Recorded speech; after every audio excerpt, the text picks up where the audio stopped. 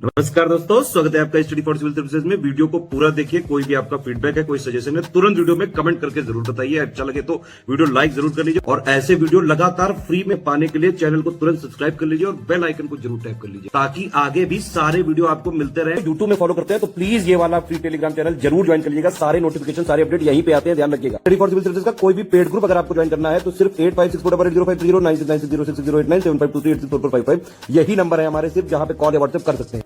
Instagram पे हमारा page जरूर फॉलो कर लीजिएगा, स्टडी फॉर सिविल .सर्विसेज है।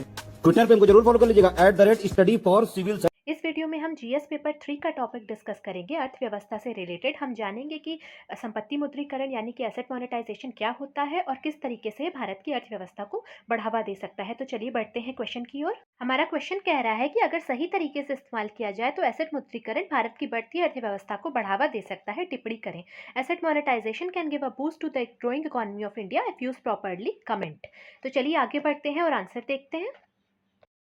हम आंसर की शुरुआत करेंगे संपत्ति मुद्रीकरण या एसेट मोनेटाइजेशन की डेफिनेशन देते हुए। हम बताएंगे कि एसेट मोनेटाइजेशन में जो पुराने अंडर यूटिलाइज्ड एसेट होते हैं उनको सरकार कंपनीज को लीज पे दे देती है एक लमसम अमाउंट के लिए, और फिर उतने एक पर्टिकुलर टाइम के लिए, और उतने टाइम बाद वो कंपनी वापस सरकार को वो एसेट वापस दे देती है। तो जितने टाइम पीरियड के लिए वो एसेट उस कंपनी को दिया गया रहता है वो पूरा ऑपरेट करने का काम उतने समय के लिए वो कंपनी करती है। उस एसेट को ऑपरेट करने का वहाँ नया इंफ्रास्ट्रक्चर बनाती है, उससे मुनाफा पाती है। इस तरीके से मोनेटाइजेशन करके सरकार का अंदाजा है कि अगले आने वाले 4 साल में 6 लाख करोड़ का फायदा सरकार को हो जाएगा।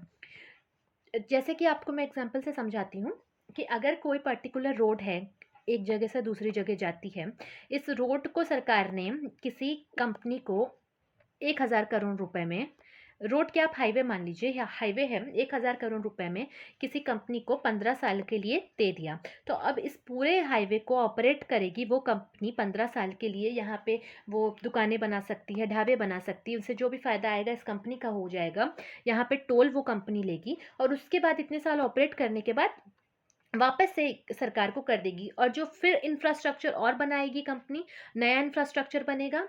नेशनल इंफ्रास्ट्रक्चर पाइपलाइन सरकार लॉन्च कर रही है, वो उसमें भी नया इंफ्रास्ट्रक्चर बनेगा। फिर वापस से सरकार ऐसा ही कोई बिडिंग करके दे देगी किसी कंपनी को ये इंफ्रास्ट्रक्चर ऑपरेट करने के लिए। तो इस तरीके से सरकार का ये प्लान है कि पुराने इंफ्रास्ट्रक्चर को पहले यूज़ में लाके उससे रेवेन्यू कमाया जाए। उस टाइम पीरियड में जो नए इंफ्रास्ट्रक्चर बन रहे हैं वो तब तक पुराने हो जाएंगे, फिर उनको दिया जाए। तो इसीलिए एग्जिस्टिंग इंफ्रास्ट्रक्चर से सरकार पैसा कमाती जाए।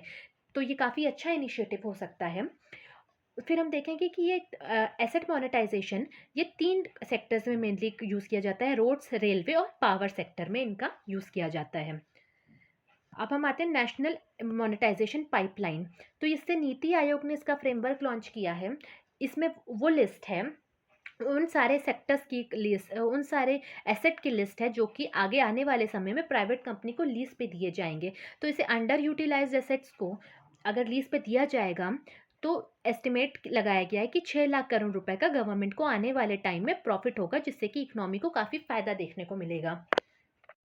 फिर हम बेनिफिट्स देखेंगे, सार्वजनिक संपत्ति के मुद्रीकरण के फायदे देखेंगे क्या होंगे। तो सबसे पहले जिस तरीके से आजकल बेसिक इंफ्रास्ट्रक्चर की नीड बढ़ती जा रही है, तो इसमें प्राइवेट पार्टिसिपेशन, प्राइवेट कंपनीज का पार्टिसिपेशन काफ़ी इसमें हेल्प कर सकता है, क्योंकि उनके पास मैन पावर अच्छी होती है, उनका जो काम करने का तरीका ज़्यादा एफिशिएंट होता है और उनके पास कैपेसिटी होती है, पोटेंशियल होता है कि इस तरीके के कामों को काफ़ी अच्छे से वो निपटा सकें। तो एक तो ये फ़ायदा देखने को मिलेगा। दूसरा क्या होगा कि नेशनल मोनेटाइजेशन पाइपलाइन से जो भी इंटरेस्टेड इन्वेस्टर्स हैं वो इन्वेस्ट करेंगे इंफ्रास्ट्रक्चर में। तो जो एग्जिस्टिंग इंफ्रास्ट्रक्चर है उसमें तो पैसा आएगा ही आएगा, और नेशनल इंफ्रास्ट्रक्चर पाइपलाइन जो सरकार लाने वाली है उससे जो नया इंफ्रास्ट्रक्चर क्रिएट होगा वापस उसे मोनेटाइज करके सरकार के पास और पैसा आएगा। तो इसे वर्चुअस साइकिल यानी कि एक पुण्य चक्र बनेगा, जिससे बुनियादी ढांचे में निवेश होगा और सरकार को काफ़ी अच्छा फायदा देखने को मिलेगा। फिर इससे टेक्निकल और ह्यूमन रिसोर्स कैपेसिटी डेवलप होगी। जब इंफ्रास्ट्रक्चर में काम बढ़ेगा तो ऑब्वियसली ह्यूमन रिसोर्स कैपेसिटी, मानव संसाधन क्षमता पैदा होगी तकनीकी रूप से, क्योंकि जो उसकी डिमांड बढ़ेगी।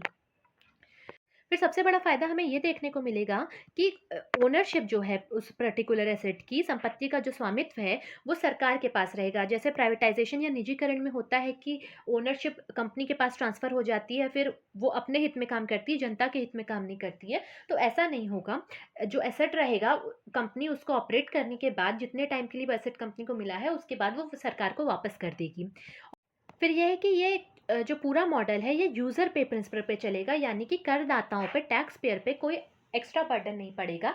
जो यूज़ करेगा इस सिस्टम को वही इसके लिए पे करेगा। उपयोगकर्ता भुगतान संरचना है इस पूरे सिस्टम की।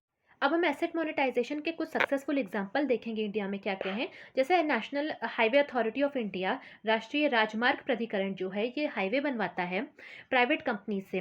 फिर पर्टिकुलर टाइम पीरियड के लिए टोल कलेक्ट करने के लिए दे देता है उन्हीं कंपनीज़ को। कंपनीज़ जब टोल कलेक्ट करके अपना पूरा खर्चा निकाल लेती हैं तो वो ये ट्रांसफ़र कर देती हैं सरकार को। तो इसे टोल ऑपरेट ट्रांसफ़र मॉडल बोलते हैं। इसी तरीके से ये एक और है, power grid corporation of India भी इस तरीके के काफ़ी प्रोजेक्ट्स लगवा चुकी है। ये भी सक्सेसफुल मॉडल रहा है। और स्टेट लेवल पर मुंबई पुणे एक्सप्रेसवे बना है, ये भी मोनेटाइजेशन के का ही एक तरीके का एग्जाम्पल है। फिर हम आगे बढ़ते हैं, उससे पहले आपके लिए इन्फॉर्मेशन है कि स्टडी फॉर सिविल सर्विसेज के पेड कोर्सेज स्टार्ट हो चुके हैं। आप नीचे दिए गए नंबर पे कॉल करके जानकारी ले सकते हैं। यहाँ पे आपको 1-to-1 गाइडेंस के साथ फुल स्टडी मटेरियल दिया जाएगा, आंसर राइटिंग की प्रैक्टिस करवाई जाएगी, आंसर्स को रिव्यू किया जाएगा। तो नीचे दिए गए नंबर पर कॉल करके जानकारी लीजिए और ये सारे ग्रुप्स ज्वाइन कीजिए, आपको बहुत फ़ायदा होगा। तो अब हम आगे बढ़ते हैं। तो अब हम देखेंगे कि क्या क्या कंसर्न्स हैं इस पर्टिकुलर स्कीम से रिलेटेड। तो सबसे पहला ये है कि एडिक्वेट वैल्यू रियलाइजेशन हो पाएगा एसेट से या नहीं, मतलब कि जिस कंपनी को दिया जाएगा ये प्रोजेक्ट पूरा, वो सही वैल्यू उस एसेट की देगी भी या नहीं सरकार को। तो सबसे बड़ा क्वेश्चन मार्क ये है। फिर आता है कि बाद execution risk associated with such large scale project. अब देखिए कोई बहुत बड़ा सा, मान लीजिए दिल्ली मुंबई हाईवे ही दे दिया, प्राइवेट कंपनी हैंडल कर भी पाएगी एफिशिएंटली या नहीं, ये भी एक बड़ा क्वेश्चन मार्क है। फिर उसके बाद देखिए जो प्रोजेक्ट बन चुका है पहले से, उस पर करदाता पहले से पैसा दे चुका है, लेकिन अगर जो यूज़ करेगा वो पे करेगा। ये तो मॉडल है यूज़र पेज वाला, लेकिन उस यूज़र ने पहले से उस पर्टिकुलर इंफ्रास्ट्रक्चर के लिए पैसा दे के रखा है, टैक्स पे करके रखा है। तो वापस से उसे यूज़ करने के लिए वो एक प्राइवेट पार्टी को उसे उस पर्टिकुलर एसेट को यूज़ करने के लिए फिर से पैसा देना पड़ जाएगा। तो यहाँ पे ये एक पॉइंट भी आता है कंसर्न का। फिर है monopolistic outlook will cause a few business houses to get the opportunity to participate. अब बहुत केसेस में देखा जाता है कि एक पर्टिकुलर कंपनी को ही फ़ायदा होगा। अगर वो बिडिंग करती रही तो उसी को मौका मिलता जाएगा, तो ये हो जाएगा एकाधिकरण। तो ये भी एक कंसर्न का पॉइंट है। हम आंसर को कंक्लूड करेंगे, हम बताएंगे कि जैसे जैसे डिमांड बढ़ती जा रही है बेसिक इंफ्रास्ट्रक्चर की, बुनियादी ढांचे की डिमांड बढ़ती जा रही है, वैसे पूंजी की यानी इन्वेस्टमेंट की ज़रूरतें भी बढ़ती जा रही है। और अस्थिर वैश्विक आर्थिक स्थितियों के कारण वित्तीय संसाधन जुटाना मुश्किल होता जा रहा है। अब देखिए हर टाइम तो ये ज़रूरी नहीं है जब सरकार को इन्वेस्टमेंट चाहिए हो तो उसे बाहर के देशों से इन्वेस्टमेंट मिल ही जाए।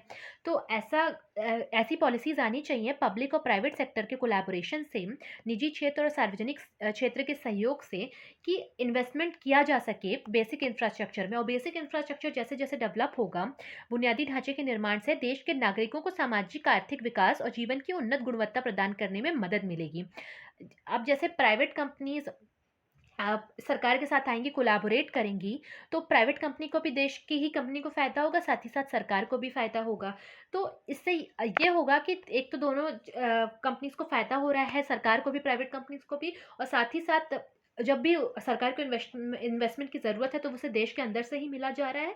और जो सरकार की पॉलिसीज़ है, जैसे नेशनल इंफ्रास्ट्रक्चर पाइपलाइन हो गई, सरकार जैसे इंफ्रास्ट्रक्चर डेवलप करना चाहती है, तो उससे इंफ्रास्ट्रक्चर डेवलप करने में मदद तो मिलेगी। साथ ही साथ जब इंफ्रास्ट्रक्चर डेवलप होगा तो नॉर्मल जो जनता है, आम जनता है कंट्री की, उसकी लाइफ सुधरेगी। उसको जैसे आप यही समझ लीजिए कि अगर कहीं पे सड़क की सुविधा नहीं है तो रीचेबिलिटी नहीं हो पाती है, बहुत से बच्चे स्कूल तक नहीं पहुंच पाते हैं। तो ये सब जब बुनियादी ढांचा विकसित होता जाएगा तो ये सब जो रोज़मर्रा की ज़रूरतें हैं ये पूरी हो सकेंगी, जीवन की गुणवत्ता बढ़ेगी।